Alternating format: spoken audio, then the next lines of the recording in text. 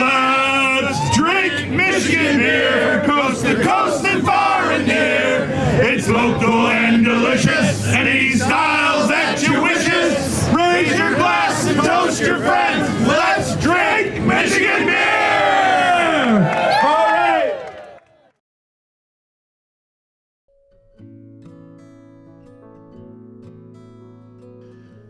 In October of 1997, a little more than 40 people representing 30 or so breweries gathered to discuss the fledgling microbrewing industry in the state of Michigan. A scant 5 years earlier, representatives from the breweries in Michigan wouldn't have filled a four-top.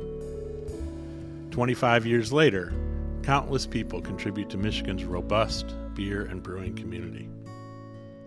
In celebration of those 25 years, we're taking a walk through our history. We're talking to members and supporters, old and new, to share where we've come from, why any of it matters, and what we're looking forward to with 25 years in the rearview mirror. We'll start with recollections on where, when, and how the Michigan Brewers Guild came to be.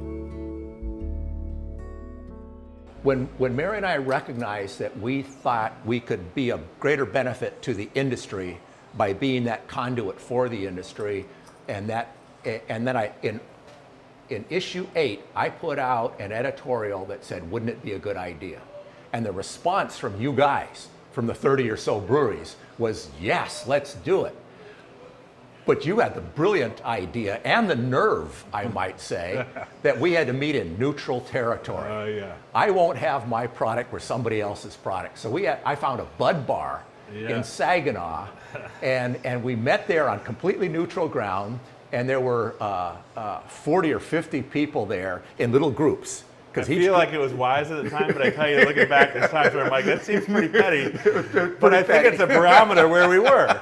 It's exactly that. Especially as a larger brewer, It's because exactly that. tensions.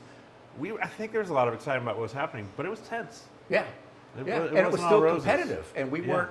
And we didn't share each other's beer. We didn't talk to each other. And I remember thinking how good I thought this was going to be for our fledgling industry, because people didn't take us seriously. I mean, people didn't really see us as an industry that had staying power. And I think for me, it's funny now because we're such a mature, established industry that people take so seriously. It's hard to imagine a time when that was an issue. But for me, I remember thinking, good, this is finally going to sort of give us that gravitas that I think sometimes people do not see in our industry. The Guild seemed like an amazing opportunity and a surprisingly progressive idea for the time for such a small group of breweries to say, well, let's form together and become, this unified front to educate the consumer. But I mean, having people banding together, all of a sudden it felt like, okay, we can fight a much broader front with consumers if we're all working together. We know that all these other breweries are doing the same things we are, educating the way we are. I don't think we would have had the idea that could, or the seed to germinate, which ultimately grew into what is the Brewers Guild today, if not for the vision of Rex and Mary Halfpenny.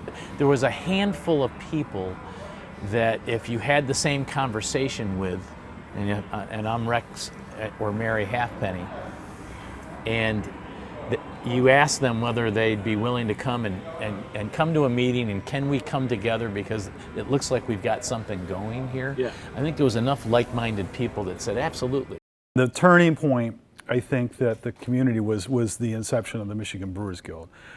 We went to this place and there's Rex Halfpenny, you guys were there, and okay, let's, what we're here for is we need to make get a group of people together and concentrate on what we're doing and try to build this. At that time, I don't remember, maybe 35 breweries total in the entire state, and this Budweiser truck pulled up.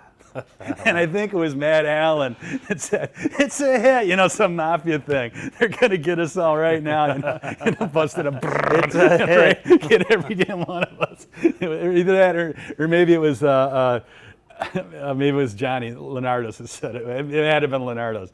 Just right out of the blue, it's it! And it was kind of frightening too, because it was kind of a dank day, and it was cold, and it was certainly right out of a Scorsese backdrop.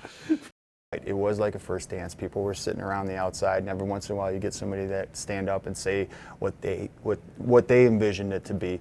But it really came down to we were all, our whole goal was the same thing. Yeah. We were in this business together, whether we were friends or not at that time. We developed to be friends later on, but at that time we had to trust each other.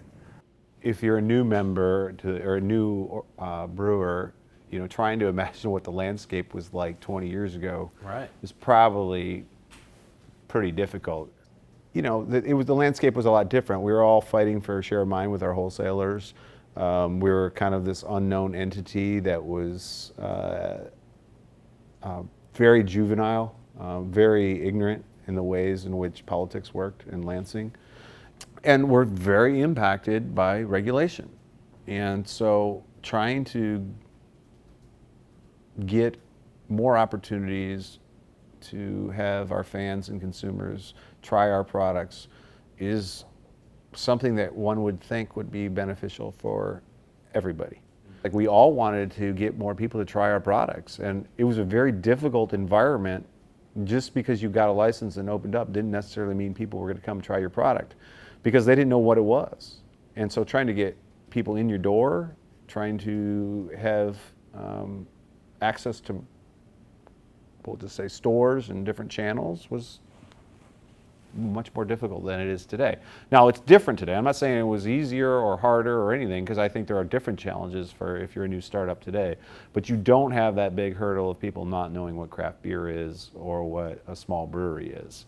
And what I'm seeing is, you know, a lot of people starting up having a lot of success getting people in their doors. And that's great. And I think the Guild and everybody had a lot to do with that.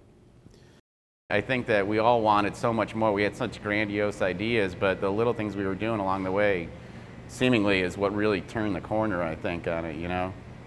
And just the overall success of all the breweries independently, what they were doing. So it was like this coupling effect of the individual breweries doing their own thing with this unified message across the board. You know, I like to believe the shit we were doing in Michigan was like elemental towards the whole nation, to be honest with you. I've always had a natural empathy, not as much as Lori, my wife. She's very empathetic, but I've always been able to see other people's opinions and sides, and so working with the board and with the Guild is really an opportunity to say, hey, this person has a valid business, they have valid ideas. These aren't my ideas, but they're not any less valid than mine. And so I think that working with the Guild was really very helpful and very instrumental in building our philosophy that we now have at Jolly Pumpkin, which is a very inclusive philosophy of, you know, goofy, all brewers, all faiths, all whatever. We're a very inclusive brewery, and I think that my time on the Guild is really, the board really helped develop seeing other aspects of the business. I mean, when you're running your own business, you see your own business and you see the things that affect your own business, but they may be different than things that affect other people's businesses. And so it's great to have a forum where you can learn about other people's things. There was a recipe for it to be more hostile than it ended up being. And I often credit the meeting and the formation of the Michigan Brewers Guild as the flashpoint that kept that from becoming hostile. That meeting at Hamilton Street Pub, you know, and then especially the first Summer Beer Festival created relationships that entirely changed my perspective, and then subsequent years, which sort of invited and encouraged me to work towards a more collaborative community and do everything I could to protect that and encourage it.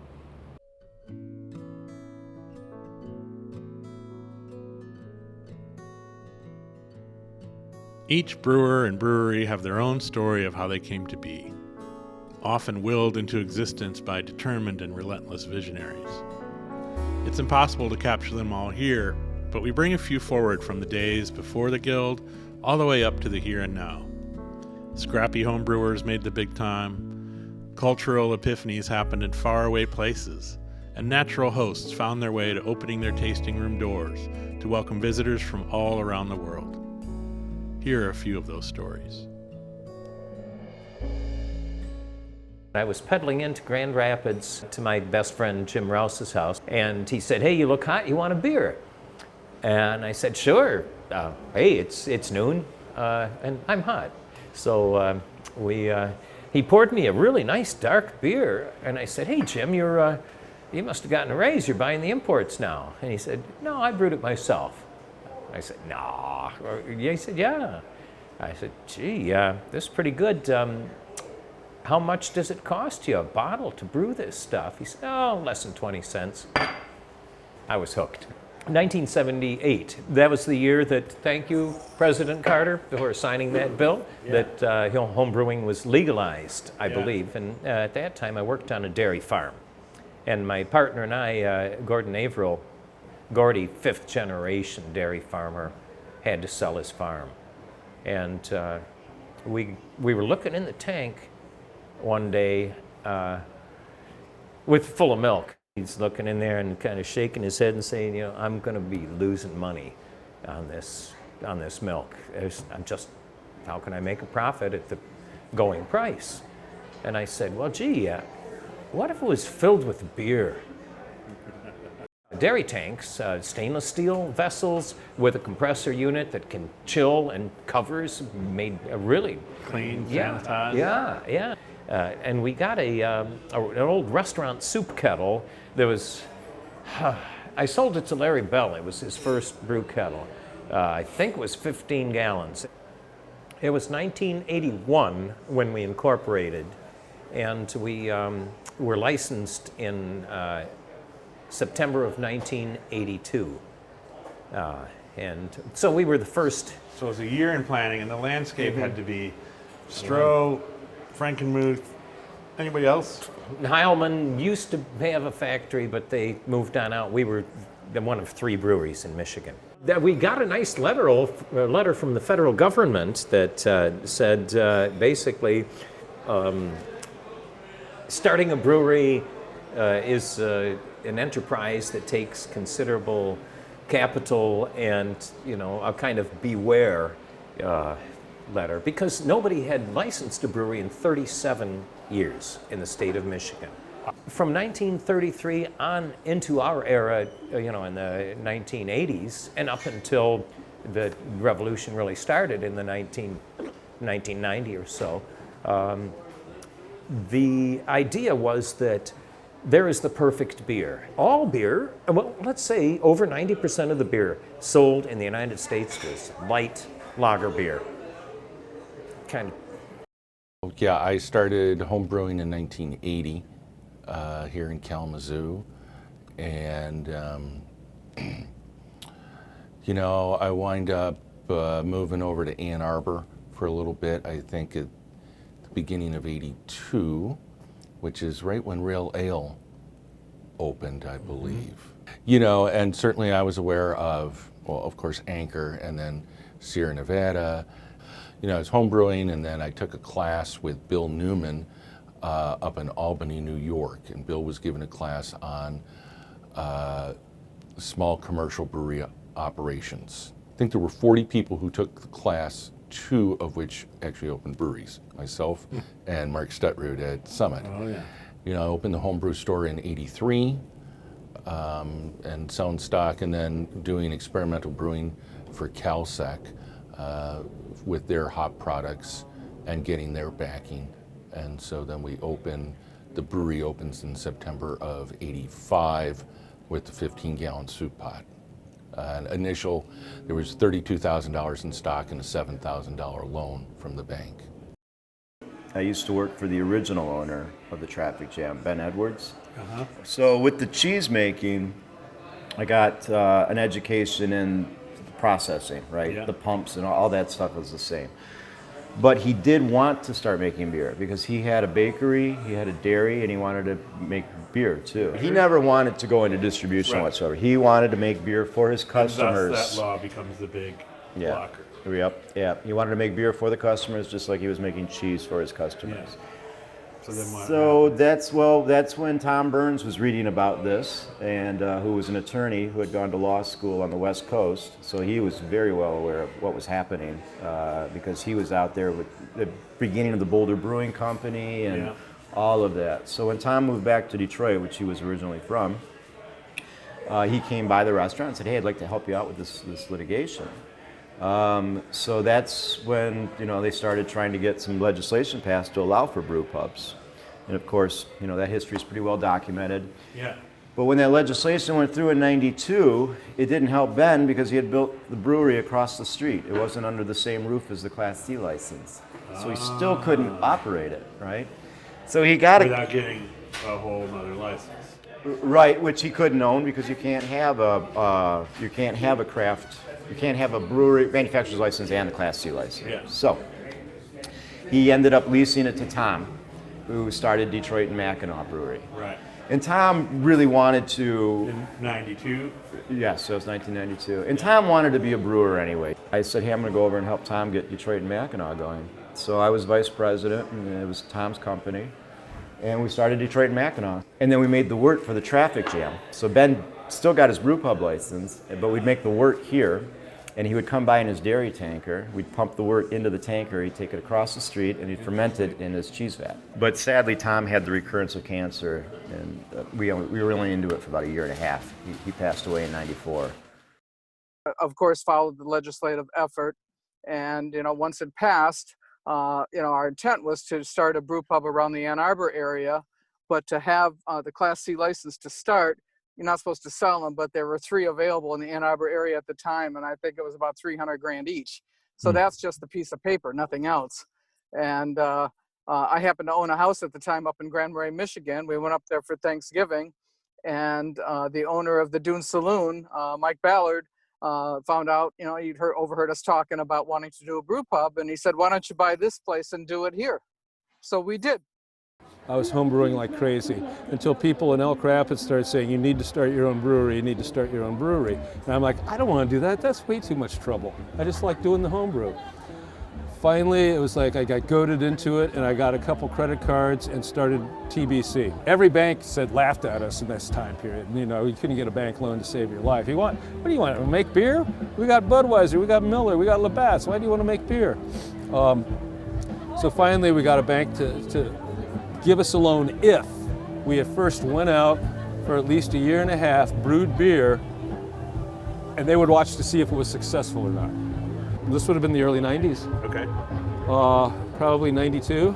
Okay. So we were brewing the beer in Chambersburg, Pennsylvania at Fran Mead's brewery, Red Feather, doesn't exist anymore.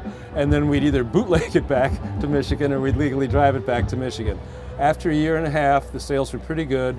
We had good reviews, and the bank said, "Okay, we'll lend you some money." I originally opened as a microbrewery, and we opened with 4 different styles.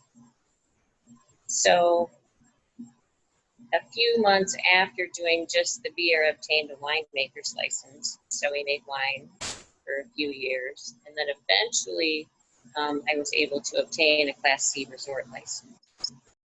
It's interesting because I think some of our views were shaped by the first Michigan Brewers Guild event that was held in Marquette down in Lower Harbor. I think there were only like 300 or 400 people at the time. But at the time, that seemed like a lot. And when we were down there, we enjoyed it probably too much. Yeah, we had intentions of being a research trip. Yeah, research. Let's go to well, we researched it, let's say. Research is very few notes. Yeah. So I guess at that point, the light bulb also goes off and says, there's some support here. Because even though there was only 300 or 400 people, to us it seemed like a lot. We mentioned Chumley earlier, but that was primarily in Marquette. That was the only brewery in town, and he seemed to be doing really well. And it just seemed like Marquette was a really good town, ready for some more craft beer. I saved money. I saved everything. I lived incredibly frugal, and saved all my own capital because I knew I wasn't going to get any. So I bought my system used for cheap, opened up in the warehouse district of Traverse City. We're no longer there, between two existing breweries. Everybody told me I was crazy, that why would I put a brewery between two breweries? And I said, because I'm going to be different. And I think that in the next probably 7 years, we're going to have 10 breweries in Traverse City. And I got laughed at. And I think we've got 13 now. So one of the things that really kind of set us up, I think, in Allegan is that there had been a brewery located in that spot before that had closed down about a year before we opened. It's almost like the community was just waiting for the next brewery to come along. So when we came, immediately our mug club sold out. Like, they were just ready. They embraced us right away. In the early days, it was a struggle to communicate what a microbrewery even was, let alone what it could be, and what they could offer to communities. While breweries began swimming against the tide, their collective efforts eventually formed a cultural movement. Slowly but surely, a community was born, not only among the breweries and their fans, but they also made rich cultural contributions and connections within the towns, villages, cities, and states around them. Those communities began to embrace what it meant to have makers, saloon keepers, and gathering places, all brought by a fresh perspective with a heartbeat full of engagement, conversation, meaningful jobs, and delicious Michigan brewed beer. I think it's so cool that you can go into almost any community in Michigan and find a craft brewer who has made an investment in an old building that is now beautiful and being used and refurbished, and it's a gathering place, showcasing Michigan agriculture and our way of life. And I think it's really cool that, when you're in a small town in just about any part of the state, you can find a business owner who's employing people in the community and who's making great beer. The way we came together as friends in college in some ways was around drinking interesting beers and sharing interesting beers and finding weird stuff and having that as a shared experience. And then going to one of the guild festivals, it kind of elevated it. Like, okay, so we know we're not the only ones who are enjoying beer this way, and there are so many more people who are enjoying beer, and sharing that experience with everybody, and then taking that to the next level, like years later as a business owner, to say, hey, we want to share this love for community and bringing people together, and we want to do that by opening a brewery and bringing people together in that way. So it just sort of, that's kind of the constant thing throughout my experience with the Guild is how can we find a way to bring people together through beer, through enjoyment, and create connections and make stuff happen. The Guild was awesome. The festivals is where I got to meet a lot of the brewers, and it was super small that many years ago. And it was a really fun community to feel like I was a part of, and feel like we were a community of people that were really in love with what we were doing, and we were all really excited to be working together to basically share this love. It's like this is a group of people who got together for one purpose, which was to spread the gospel of beer, or craft beer, Michigan craft beer.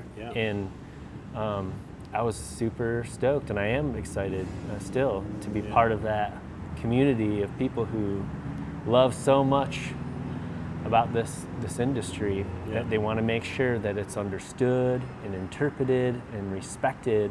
And it felt like it was a good move from this early core group of people to come together and say, hey, like, we need to manage the message of what we do. And that was pretty powerful.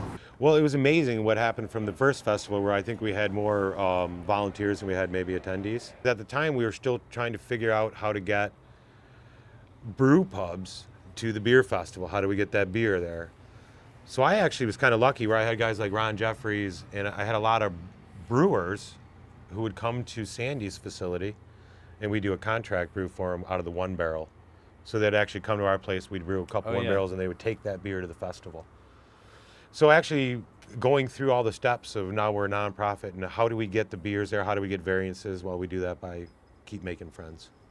You know what I mean? Like we had done since the day one. We couldn't agree on how political we wanted to be. There was a lot that we couldn't agree on, but what we could agree on was we need to throw a kick-ass festival. So that was kind of the one thing that we could pull everybody together, and there was, at least in my recollection, not really a lot of bickering about, you know, how this is going to come together. It was really just a matter of looking at different people's skill sets and saying, okay, who can pull together music, and who knows about venue selection, and who knows how to deal with local government officials and figure out what kind of licensing we need. I think it was just everybody just sort of jumped in and said, okay, this is my skill set, how can I help make this happen? And I think my fuzzy recollection of the time is we had a big issue with brew pubs versus microbreweries for doing a festival. The Guild became, you know, at least at that time and for many, many years afterwards, really united, which, you know, you have these production breweries going to bat and doing things for brew pubs. Brew pub get their beer to the public. Exactly. Yeah, and that's really where big. it felt like, okay, the Guild, we're all in this together, at the very least, to promote Michigan beer writ large. Mhm. And we're all willing to do what it takes to represent the entire brewing base of Michigan. I thought that was fantastic. It just adds to the vibrancy of Marquette, and I can't say enough for our local brewers and the economic impact they bring to our community. You know, the music scene, the arts, community events. You can't pick any one thing. It's like this tangled web we weaved of fantastic goodness from all the breweries here in Marquette. Well, when we opened our place, so we located in a 127-year-old fire engine house, brick engine house, that had been dilapidated and fallen by the wayside. It was a historic landmark, but it was pretty rough inside. So when we opened up, on that block that we're on right now, it was pretty much the only thing happening. And we had hoped maybe 3 to 5 years from now, hopefully maybe some other things will come in around us and clean up the block a little. Well, it happened within 1 year because we planted that flag there early. We made the investment, and our Mug Club members, number 3 and 4, opened Long Road Distillers across the street. Our ex-chef opened Two Scott's Barbecue, kitty corner to us. And all of a sudden, this corner has this, it used to be, it was abandoned buildings with broken windows. Now it's this totally revitalized craft-centric neighborhood. Yeah. And People's Cider Company comes in next door to Long Road last year. It continues to grow. Now there's a comedy club going in next door to that, and it's snowballing, and it's great to see. And they're all, and it's great because it's not gentrified. It's not big money coming in. These are organizations built by people who lived here their whole lives. And it's great to see. You know, it's about community too. Breweries they're the watering hole. They're the wells that people used to go around and discuss things, and that's what the breweries are becoming again. That people can meet there. I have coffee hours at my breweries. We call them beer hours and happy hours, and people can come and talk to me about anything that's going on in the district and have a beer, and we can bond over that and bond over whether we like IPAs or barrel-aged better or sours. When you talk about the Brewers Guild, they've been a key part in revitalizing Michigan's downtowns. When you look at even big cities, down in Detroit, same thing. Our local brewers are such a key component to our local economy, and they have truly helped put Grand Rapids on the map. They have created a beer tour, beer culture here in our city that has attracted thousands and thousands of visitors. But also you just play a really key role in making our city a great place. And I can tell you that the brewers throughout the city of Grand Rapids step up in meaningful ways all the time.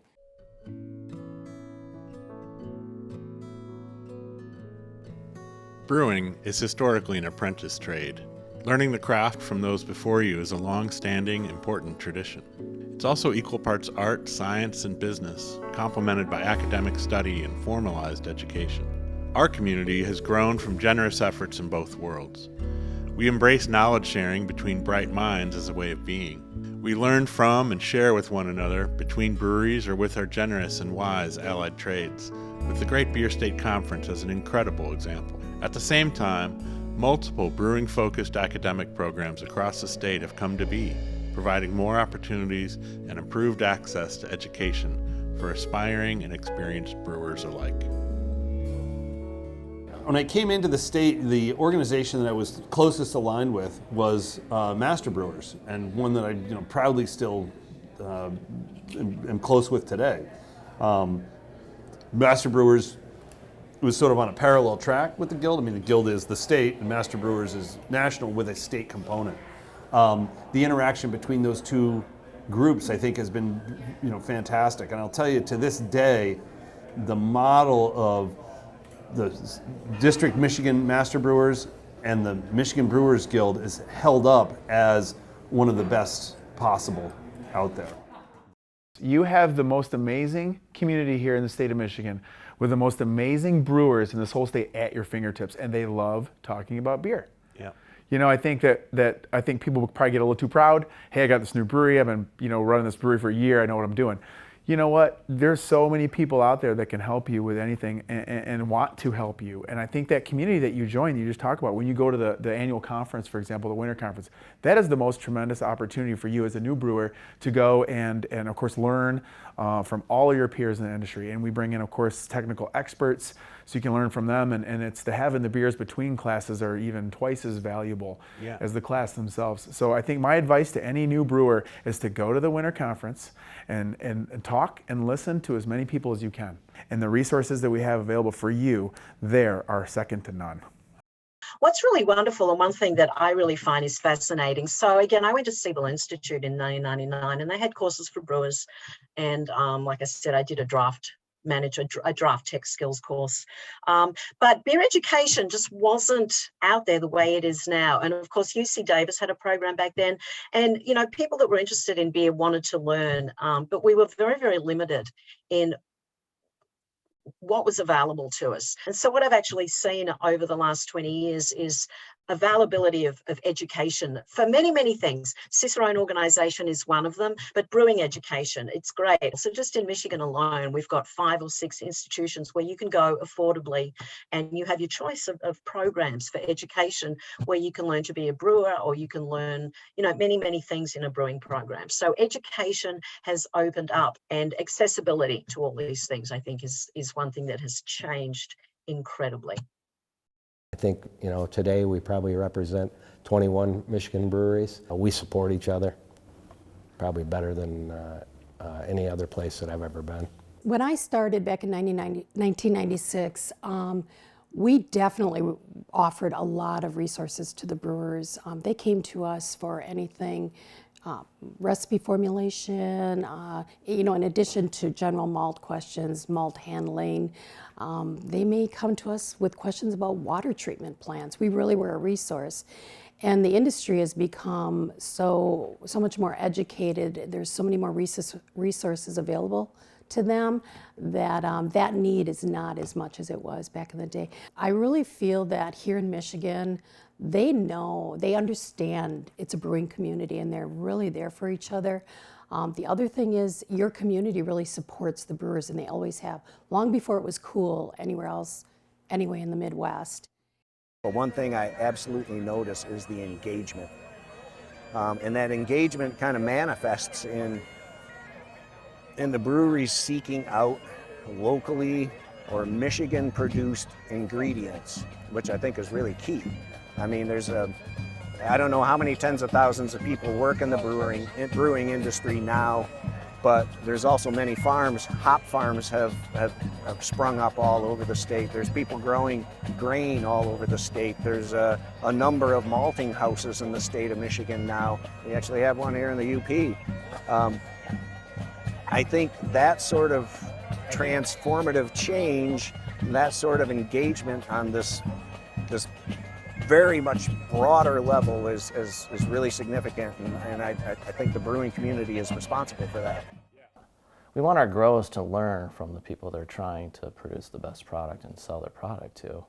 And if the brewers can provide input to them that helps them be successful in the long term, that's kind of the background. It was a big challenge at the beginning, and a big resource for us was our partnership with the Brewers Guild. And it's great that Scott took that initiative to reach out initially, and has been really supportive. You know, I think Scott made the connections where now we have, like people like Al that provides to our industry over and over again, and insight, and for growers and for us, the Brewers Guild's been a critical partner from the get-go.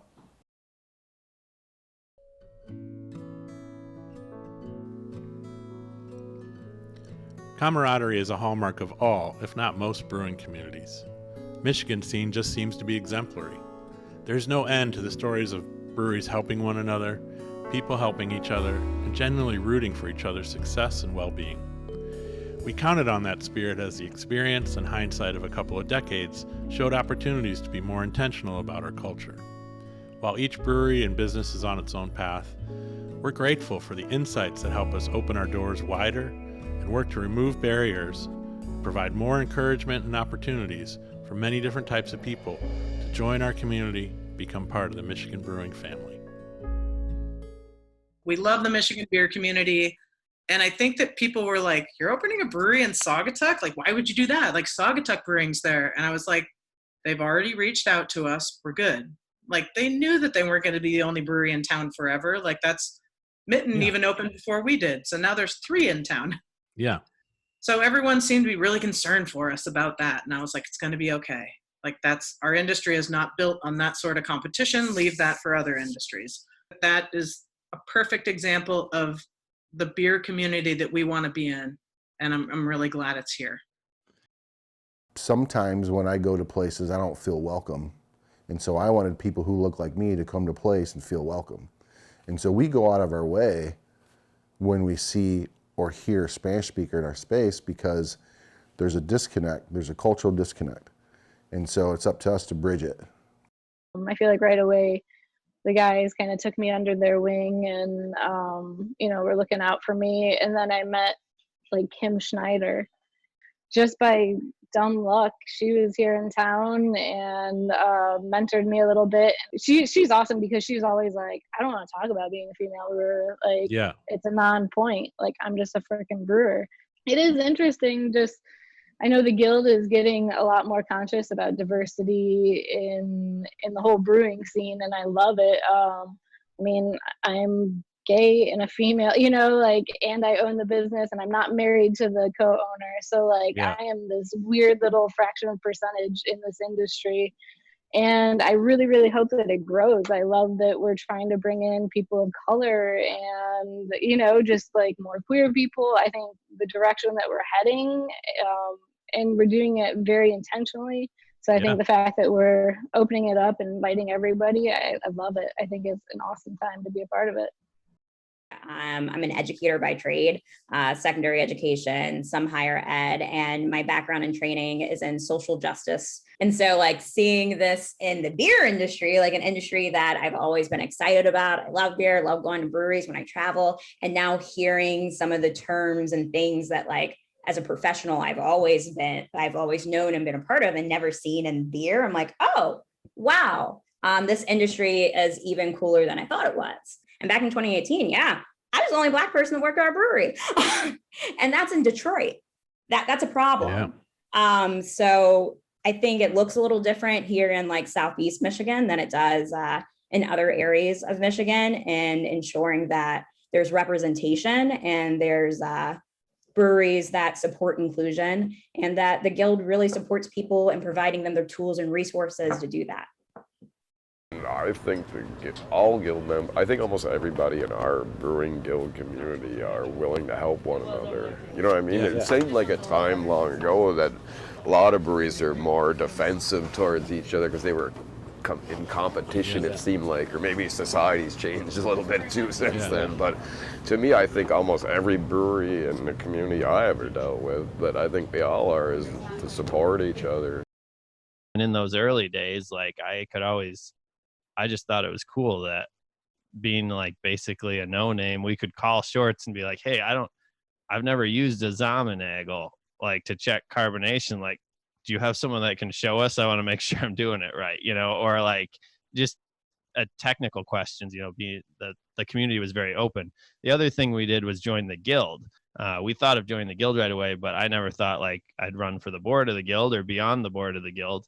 But I think it provided so much value to me in the community aspect that's something that I wanted to be able to give back to once I got to a stage where I could do that and like offer back to the community that helped get me going.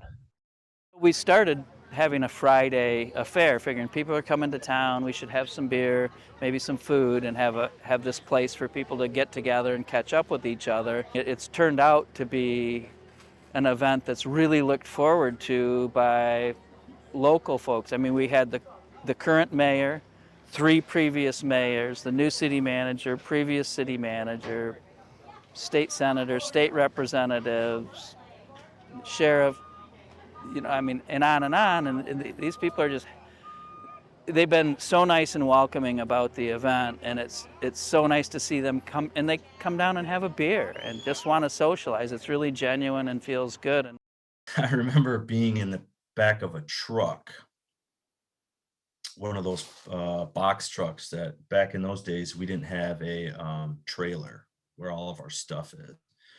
It was all hands on deck. So the board and volunteers would do all of the heavy lifting of those events. The festival now, as opposed to back then, was very different. I'm talking physical labor, putting up the physical tent, pounding in the steaks, doing all the work with the table, delivering the kegs of beer everywhere. I mean, it was really a community-based thing. And I'm sitting in the back of this box truck, and I'm thinking to myself, okay, here's a group of people that it doesn't matter where you come from, what you even believe, what you look like, you can be yourself and you can be a part of this community. And I saw everybody working together.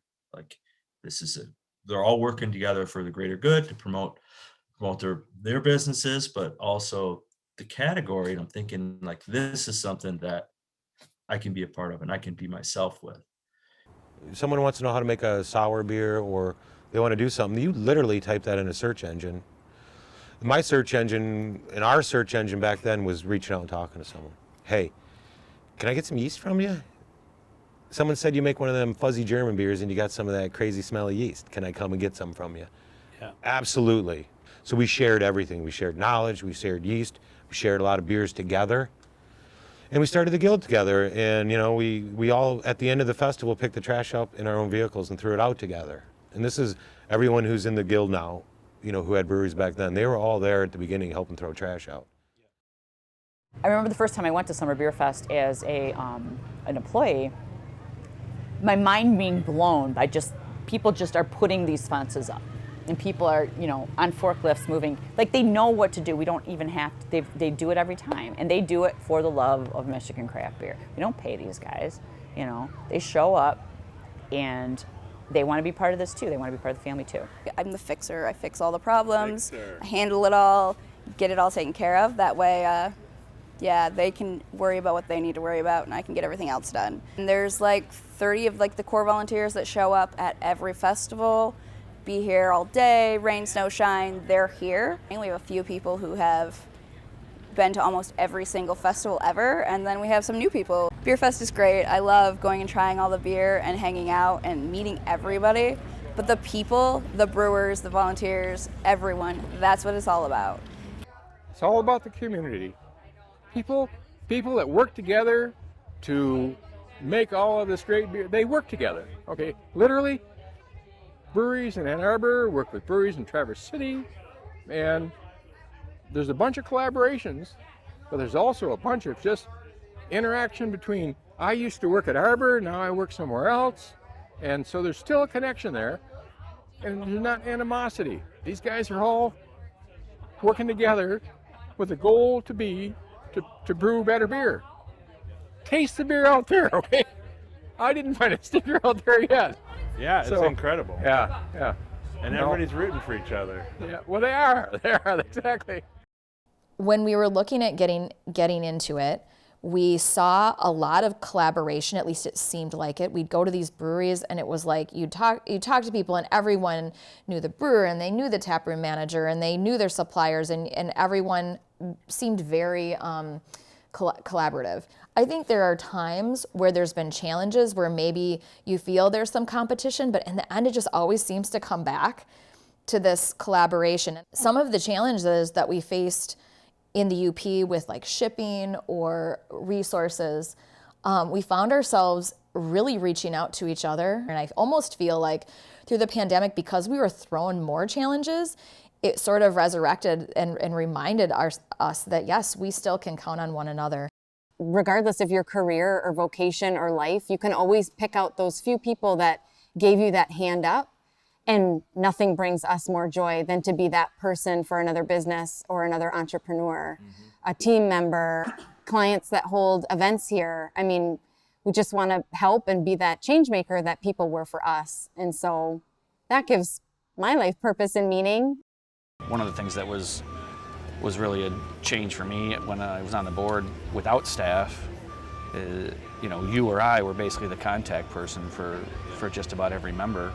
And then as we started to have staff, all that kind of went away. And I started noticing as breweries would open up, I'm like, I don't even know those guys because I didn't have to contact them for anything. We had staff doing it. It was kind of a little bit of a change of a role for board members because, as you well know, the early on boards were doing all the work. It was all hands on. Yeah.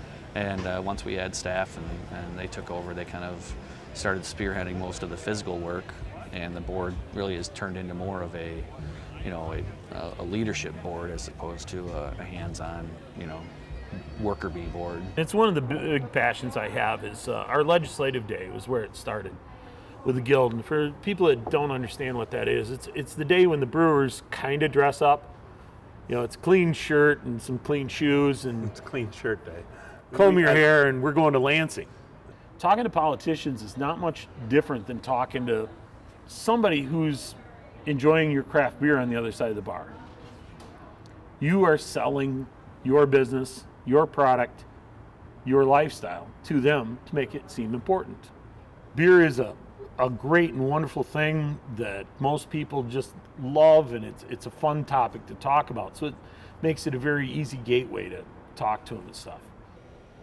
I would say if we didn't have a guild, if the Michigan Brewers Guild never existed, that the state of beer in Michigan would be nowhere near where it is today.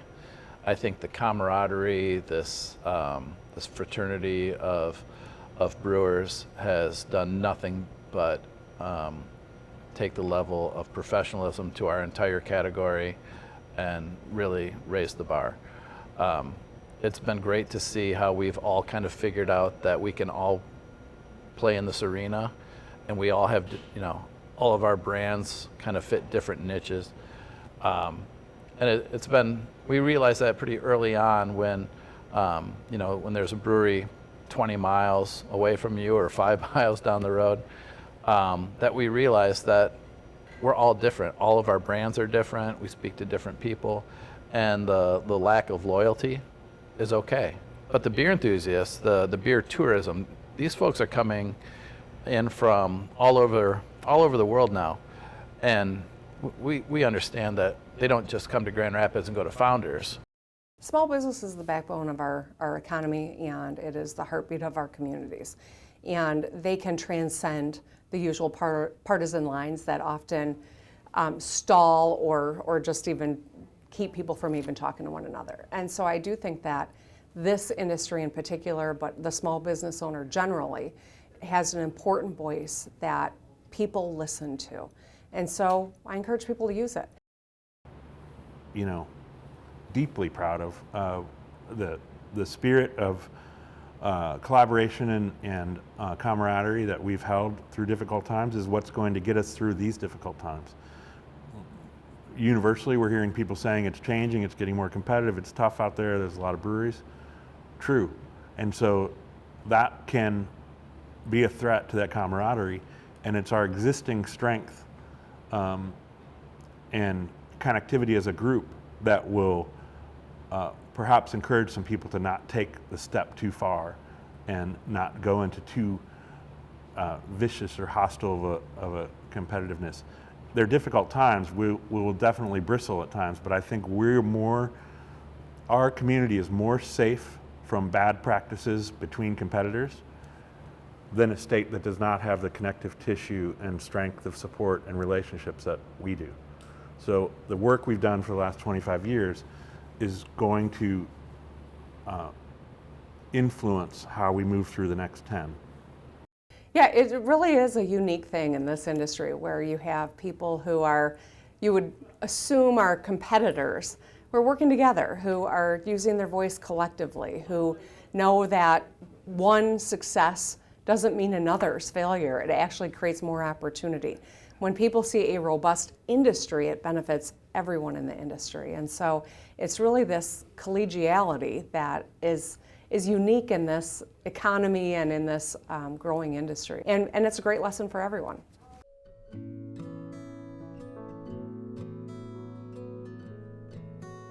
The world changed in March of 2020 as a worldwide pandemic entered our lives in a way that no one in our generations had ever witnessed before.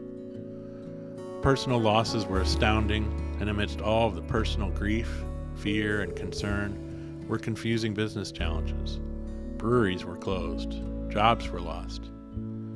Through it all, however, it became clear that the idea that breweries were significant parts of their local communities was more than a turn of phrase.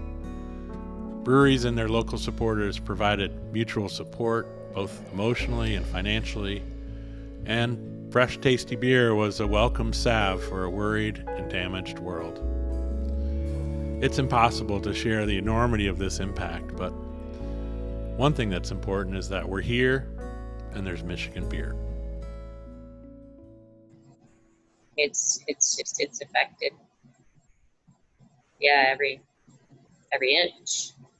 Things we need to stay on top with and procedures, but it's adding so many steps. And I don't see the end of it right now.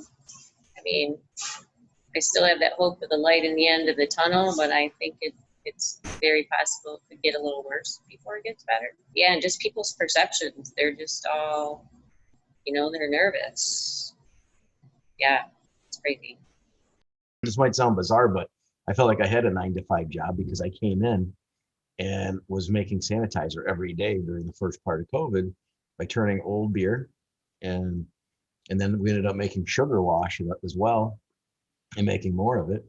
And then we ended up selling it to the city of Clinton Township, and then we sold it to a bunch to the county.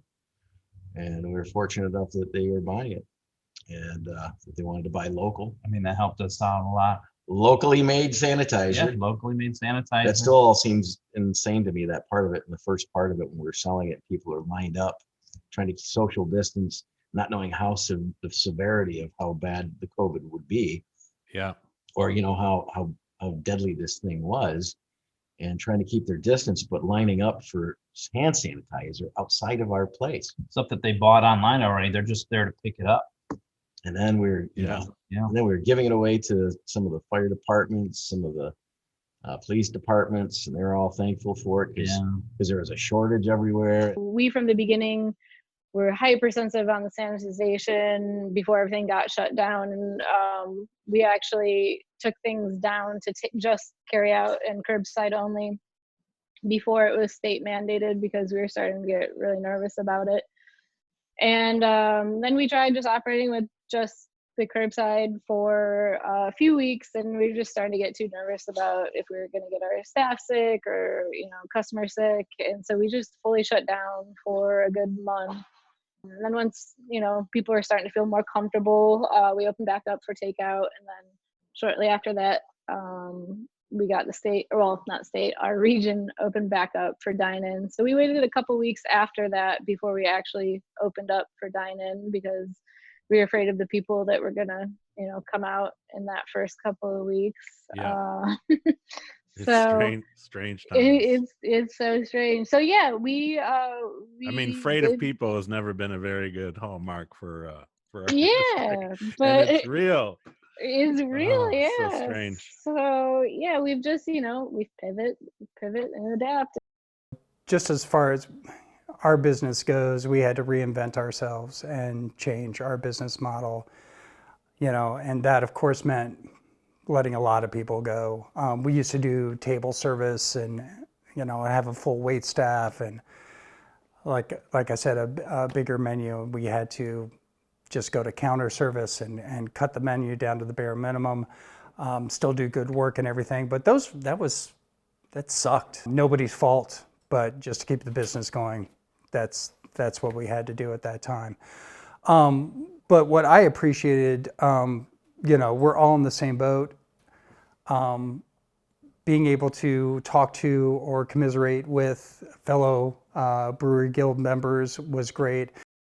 I think the financial hardship is actually still to come for a lot of people, because you've struggled to get through this. But even as we emerge, I think the market's going to change. It's not going to be the same. And as hospitality folks, we have to navigate that, and we have to keep our people safe, and we have to keep our customers safe. So, I know for us, we have absolutely reevaluated our model. We've always been a draft-only brewery, and that was with a purpose. We're reevaluating that, and we're probably going to be making some changes in terms of how we're structuring our game plan going forward, just to prepare. We've always tried to run a relatively sound business. We had some savings, et cetera, but nobody can plan for this. A year and a half ago, I had 27 employees. Right now, I've got 14. And every day that I walk in here, the question is, what are we doing to make sure that people that work here have the best opportunity for a sustainable lifestyle? So they're paying their bills, so they want to come back to work here tomorrow. I think of beer and food on a spectrum. They exist on the same spectrum. And the food business has changed so dramatically in the last 18 months. You were aware of these murmurs of responsibility of businesses to their employees 2, 3, 4 years ago, an evolution of what it meant to be an operator in the space. But this thing is happening in beer at the same time. COVID comes around and people re-explore those like emotional connections to these establishments and have absolutely made commitments to supporting them. But the cans were really what saved us, and we're so grateful, and having that community and like that being a goal of ours to try to establish that. They really rallied around us during the pandemic, where everything was closed. We would do online beer sales, and people would come up for the curbside pickups, and there'd be 2 lanes, and they'd be all the way out on Grand River blocking traffic. And just to see that kind of an outpouring was really pretty touching, honestly, for Heather and I. And we don't know what we're going to do. We got 2 kids at home, and we got a mortgage. And that was really, really tough. It just broke me up tremendously to be in a position where we have to furlough staff to the point where it's just myself as the brewing manager, production manager, keeping that side of the business operating, and our taproom manager and bookkeeper, the 2 of us being the only 2 in the facility for long chunks of time. Wow. It was just very rough. Felt so bad about that. It's actually, kind of reinforced for some of us that have been around for a while that are not the newest people on the block, that we're important members of their community.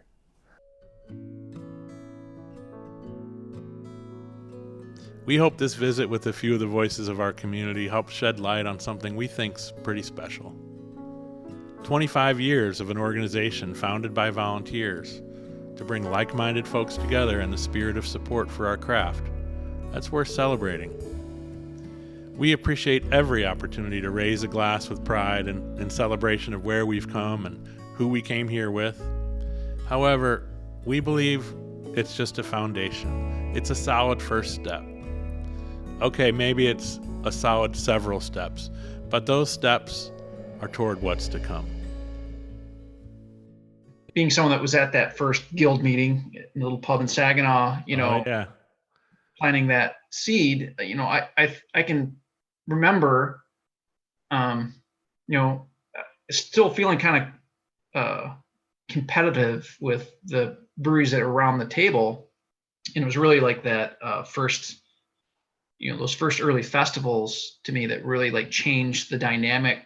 All of a sudden we're working together pulling off these festivals, and it was the owners and brewers working the tables, slugging the kegs, doing those types of things. But that effort together really, to me, as far as the guild goes, that was a game changer. And I think, that's probably why our guild is I think one of the strongest, because we got used to helping each other and looking out for each other, and realizing that we're not competing with, we have something else bigger to compete with than just ourselves. So well, I think that's still true now, right? Like as you look at how his craft beer's audience changed and the growth and all of that, right? Slowing down and all these other things coming up in popularity, whether it's, the hard seltzers or distilleries or wineries. I think that same spirit that the guild was founded on so many years ago is just as, or even more important now, as our industry is maturing, and we need to, work together as all of these breweries, reminding our customer base why we're still relevant and why we are something for all of the people, and not just small segments of the population. I think that's like our next big challenge as a guild or a community of breweries. But I think it's one we can be just as successful in as we were, introducing the world to the greatness of craft beer. I think we can continue building on that. We just have to make sure we're working together in the best way possible. Well, I think that there are a lot of great opportunities in front of us. We have boast the second most diverse agricultural state in the nation. We've got the 6th biggest craft brewing industry in the nation. It is a great way to highlight our ingenuity, our sense of fun, our appreciation for science, a way to boast the incredible fresh water that we have that makes us so unique. And of course, working collectively with our agricultural industry, it's good for our farmers too. So as I'm talking with our craft brewers, there's a lot of focus on sustainability, which I think is another important aspect that maybe surprises some people. But when you're using water and you come from a state like ours, thinking about how these industries can work together for everyone's benefit is it's really a cool opportunity. We're competing amongst this already strengthened piece of the pie that, 10, 11% of the business, or maybe 15 or 20 in key markets, is a lot of business. And so I can just operate within that, which means whatever sales you get is coming from somebody else that's already in that segment.